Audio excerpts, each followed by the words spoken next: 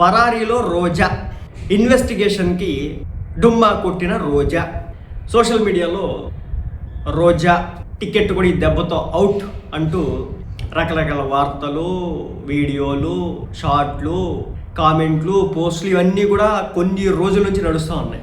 అసలు రోజా పంచాయతీ అంటే assembly gate కూడా పవన్ కళ్యాణ్ని తొక్కనివ్వనన్నటువంటి రోజా అసెంబ్లీ దరిదాపుల్లో కూడా లేనటువంటి పరిస్థితి రోజున వచ్చేసింది. భవిష్యత్తులో అసలు అసెంబ్లీలో అడుగుపెట్టడానికి అవకాశం ఉందా? జగన్మోహన్ రెడ్డి గారు టికెట్ ఇస్తారా? నగరిలో ఈమె పోటీ చేస్తుందా? అసలు ఏం జరగబోతుంది? కర్మ బేసిక్గా ఇది మన ఇండియన్స్ బాగా నమ్ముతారు కర్మని, కర్మ సిద్ధాంతాన్ని. మనం ఎప్పుడు ఏదైనా ఎవరికైనా చేస్తే, హాని తలపెడితే, ఇబ్బందికరంగా చేస్తే, వేరొక వ్యక్తిని బాధ పెడితే, లిటరల్గా టార్చర్ పెట్టే విధంగా మాటలు మాట్లాడితే, నోటికి హద్దు అదుపు లేకుండా న్యాయిస్తో నేను వాగుతా అన్నట్టు రెచ్చిపోతే కాలం ఒకటి అనేది ఉంటుంది, అది సమాధానం చెప్తుంది. 5 సంవత్సరాల పాటు అధికారంలో ఉంటే మిడిల్ ఫింగర్లు సైతం కూడా చూపించినటువంటి ఆనాడు మాజీ మంత్రి రోజా గారు ఈ రోజున పరిస్థితులు ఎలా అయినాయి అంటే అరెస్ట్ చేస్తారనే భయంతో పరారీలో ఉన్నారు అంటూ 4 రోజుల నుంచి వార్తలు అయితే తిరుగుతూ ఉన్నాయి. ఎందుకు అరెస్ట్ చేస్తారు?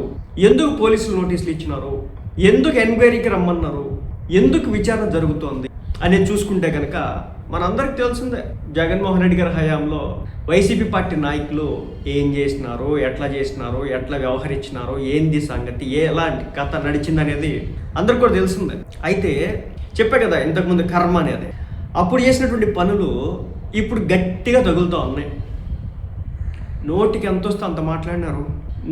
అసలు హద్దు అదుపు లేకుండా వ్యాఖ్యానాలు చేసినారు. నోటికి అసలుకి ఒక లైన్, ఒక స్టాండర్డ్స్ అనేది సెట్ చేసుకోకుండా, అంటే విలువలు వాటిని కూడా మర్చిపోయి వ్యక్తిత్వాన్ని దిగజార్చే విధంగా పవన్ కళ్యాణ్ గారి గురించి పక్కలేస్తాడు, నారా లోకేష్ గారి గురించి, వ్యక్తిత్వాన్ని గురించి నారా బ్రాహ్మణి గారి గురించి, నారా భువనేశ్వరి గారి గురించి, ఇంకా చంద్రబాబు నాయుడు గారు అరెస్ట్ అయ్యి జైలుకి వెళ్తే టపాసులు పేల్చింది ఈమె, సంబరాలు చేసుకుంది ఇంట్లో, ఎన్ని చేసింది.